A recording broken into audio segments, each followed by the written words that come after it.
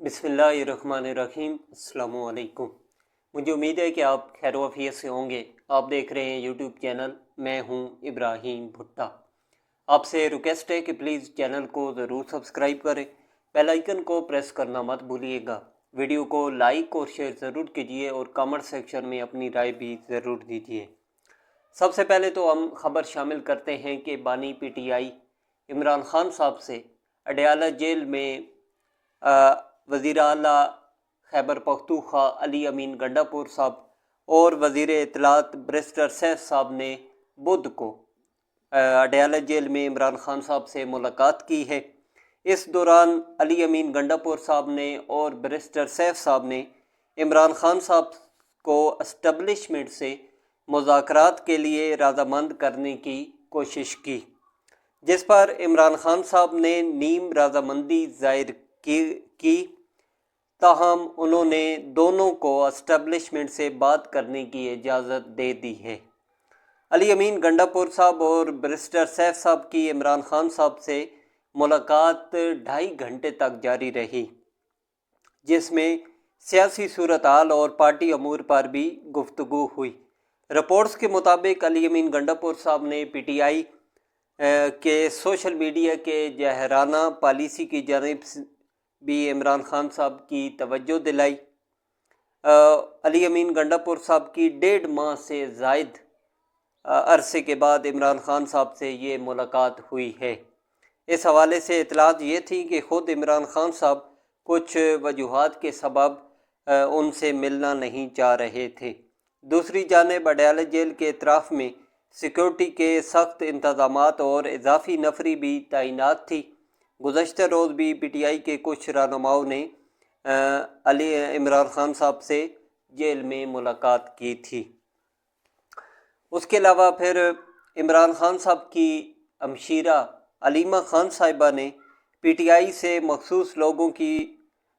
عمران خان صاحب سے مخصوص لوگوں کی ملاقات پر سوالات اٹھائے۔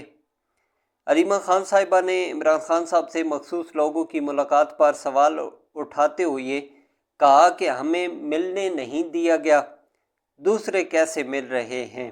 انہوں نے مزید کہا کہ جیل حکام نے کہا تھا کہ عید کی چھٹیوں میں کسی کی ملاقات نہیں ہوگی، پھر چند لوگوں کو ان سے ملنے بھی دیا گیا۔ کیا یہ پابندی صرف فیملی ارکان کے لیے تھی؟ یہ انہوں نے شکوہ کیا ہے عمران خان صاحب کی بہن علیمہ خان صاحبہ نے۔ اس کے علاوہ بات کرتے ہیں کہ پاکستان تحریک انصاف کی احتساب کمیٹی نے خیبر پختونخوا کے سابقہ صوبائی وزیر تیمور جھگڑا صاحب کے خلاف مکمل تحقیقات کے لیے پارٹی کے بانی عمران خان صاحب سے اجازت لینے کا فیصلہ کیا۔ احتساب کمیٹی کے مطابق عمران خان صاحب سے اجازت ملتے ہی محکمہ خزانہ اور صحت میں مبینہ کرپشن اور بے قاعدگیوں کی تحقیقات کی جائیں گی۔ ذرائع کا کہنا ہے کہ تیمور جھگڑا صاحب کے سوشل میڈیا پر کنفیڈینشیل دستاویزات شیئر کرنے پر کمیٹی میں سخت تشویش پائی جاتی ہے اور کمیٹی بانی پی ٹی آئی سے تیمور جھگڑا صاحب کے خلاف ضابطی کارروائی کی سفارش بھی کرے گی۔ ذرائع نے بتایا کہ تیمور جھگڑا صاحب نے سوال نامے کے جواب میں کمیٹی کے عدم اعتماد کا اظہار کیا تھا۔ کمیٹی نے عدم اعتماد کے بعد تیمور جھگڑا کو تحقیقات روکنے اور بانی پی ٹی آئی کو آگاہ کرنے کا پیغام دیا۔ ذرائع کے مطابق تیمور جھگڑا صاحب نے کمیٹی کے جواب پر واٹس ایپ گروپ میں شکریہ بھی ادا کیا۔ احتساب کمیٹی نے تیمور جھگڑا صاحب کو مبینہ کرپشن اور بے قاعدگیوں سے متعلق سوال نامہ بھیجا تھا، جس میں پوچھا گیا تھا کہ بطور وزیر خزانہ آپ کے دور میں صوبہ کئی بار تقریباً دیوالیہ ہوا، پنشن اور گریجویٹی کی مد میں پڑے پیسوں میں سے 36 ارب روپے نکالے گئے اور محکمہ صحت سے جاری رقوم کی چھان بین محکمہ خزانہ سے نہیں کرائی گئی۔ سوال نامے میں کہا گیا کہ محکمہ خزانہ میں بڑی تعداد میں تقرریاں بھی کی گئیں، جن میں کچھ آپ کے رشتہ دار بھی تھے۔ اس کے علاوہ خبر شامل کرتے ہیں کہ army chief general Syed Asim Munir صاحب کی زیر صدارت 268ویں کور کمانڈر کانفرنس ہوئی، جس میں شہداء کے ایصال ثواب کے لیے فاتحہ خوانی کی گئی اور شہدائے افواج، قانون نافذ کرنے والے اداروں اور شہریوں کی قربانیوں کو خراج عقیدت پیش کیا گیا۔ فورم کو خطے کی موجودہ صورتحال، قومی سلامتی کو درپیش چیلنج اور بڑھتے ہوئے خطرات کے جواب میں پاکستان کی حکمت عملی پر بریفنگ دی گئی، جبکہ کانفرنس میں علاقائی اور داخلی سلامتی کی صورتحال کا تفصیلی جائزہ لیا گیا۔ ISPR کے مطابق فورم نے ہر قیمت پر بلا تفریق دہشت گردی کو ختم کرنے کے عزم کا اعادہ کیا اور کہا کہ پاکستان کو غیر مستحکم کرنے کی کوشش کرنے والوں سے پوری طاقت سے نپٹا جائے گا اور ملک دشمن عناصر، سہولت کاروں اور ان کی حوصلہ افزائی کرنے والوں کے خلاف ریاست پوری طاقت سے نپٹے گی۔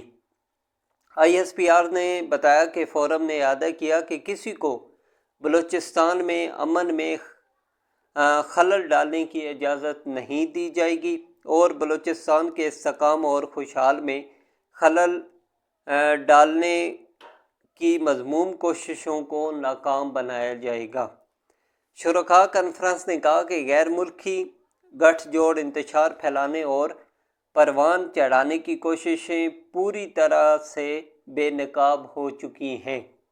ایسے عناصر اور ایسی کوششیں کرنے والوں کو کسی بھی قسم کی معافی نہیں دی جائے گی۔ ISPR کے مطابق فورم نے نیشنل ایکشن پلان کے دائرہ کار کے تحت عزم استحکام کی حکمت عملی کے تیز اور مؤثر نفاذ کی ضرورت پر بھی زور دیا اور دہشت گردی کے خلاف پوری قوم کے تعاون سے مشترکہ نقطہ نظر کی اہمیت کو بھی اجاگر کیا۔ شرکاء کانفرنس کا کہنا تھا کہ ان مذموم کوششوں کو بلوچستان کی عوام کی غیر متزلزل حمایت سے فیصلہ کن طور پر ناکام بنایا جائے گا۔ ریاستی ادارے آئین کے دائرے میں رہتے ہوئے قانون پر پوری استقامت سے عمل درآمد کریں گے۔ قانون کی عملداری میں کسی قسم کی نرمی اور کوتاہی نہیں برتی جائے گی۔ آرمی چیف صاحب نے پاکستان بھر میں نیشنل ایکشن پلان کے تحت قائم ضلعی رابطہ کمیٹی کے آغاز کو بھی سراہا اور انہوں نے بغیر کسی رکاوٹ کے نیشنل ایکشن پلان کے تیز نفاذ کی ضرورت پر زور دیا اور کہا کہ نیشنل ایکشن پلان کے نفاذ میں حکومتی ہدایت کے مطابق تمام ادارے تعاون یقینی بنائیں۔ ان کا کہنا تھا کہ پاک فوج، حکومت، قانون نافذ کرنے والے اداروں کو دہشت گردوں کی مالی اعانت کے خلاف مکمل تعاون فراہم کرے گی۔ غیر قانونی سرگرمیاں دہشت گردی کی مالی معاونت سے اندرونی طور پر جڑی ہوئی ہیں۔ فورم نے فلسطین کے عوام کے ساتھ مکمل یکجہتی کا اظہار کیا اور غزہ میں سنگین انسانی حقوق کی خلاف ورزیوں اور جنگی جرائم کی شدید مذمت کی، جبکہ فورم نے فلسطینیوں کی غیر متزلزل سفارتی، سیاسی اور اخلاقی حمایت کا بھی اعادہ کیا۔ اور ISPR کا کہنا تھا کہ کانفرنس کے اختتام پر آرمی چیف صاحب نے فیلڈ کمانڈر کو آپریشنل تیاری اور پیشہ ورانہ مہارت کے اعلیٰ ترین معیارات برقرار رکھنے کی ہدایت کی اور بہترین جنگی تیاریوں کو برقرار رکھنے کے لیے سخت تربیت یقینی بنانے پر زور بھی دیا۔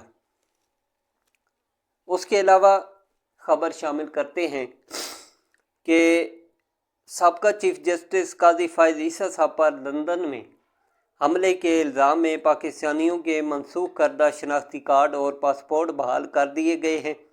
گزشتہ برس اکتوبر میں سابقہ چیف جسٹس صاحب کی لندن میں مڈل ٹیمپل آمد پر احتجاج کے بعد ان کی کار کو نشانہ بنایا گیا تھا۔ پاکستانی وزارت داخلہ نے ملوث افراد کی شناخت کر کے کارروائی کا حکم دیا تھا اور پاکستان نے ملوث افراد کی شناخت کر کے کارروائی کا حکم دیا اور پاکستان نے برطانوی حکومت کو خط لکھ کر उन अफराद की हवालगी का मुतालबा भी किया था।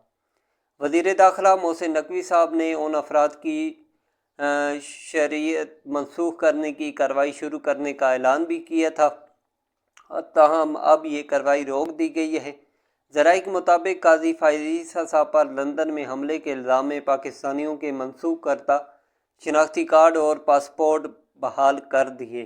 ज़राए ने बताया कि हुकूमत पाकिस्तान ने PTI से तल्लुक़ रखने वाले अफराद की शनाख्ती दस्तावेज़ात मनसूख करने की कार्रवाई रोक दी है। लंदन में काजी फ़ाइज़ ईसा साहब की मिडल टेम्पल से रवानगी पर गाड़ी रोकने और दरवाज़ा खोलने की कोशिश की गई थी। उसके अलावा लास्ट में हम बात करते हैं कि पाकिस्तान तहरीक इंसाफ की मरकज़ी क़यादत में इख्तलाफात शिद्दत इख्तियार कर गए हैं। PTI के रुकन कौमी असम्बली शहराम खान तरकई साहब ने मरकज़ी क़यादत से मुतालबा किया कि वज़ीर आला अली अमीन गंडापुर साहब के बयान की तहकीकात होनी चाहिए। शहराम तरकई साहब का कहना था कि ऐसे बयानात से बानी PTI इमरान खान साहब की तहरीक को नुकसान पहुँचेगा। हमारी तवज्जो बानी PTI और बेगुनाह कैदियों की रहाई पर होनी चाहिए। उनका कहना था कि अली अमीन गंडापुर साहब अपनी तवानाइयाँ अमन व अमान की बहाली और गुड गवर्नेंस पर मरकूज़ रखें। अगली वीडियो में आपसे दोबारा मुलाकात होगी। अपना ख्याल रखिएगा। अल्लाह हाफ़िज़।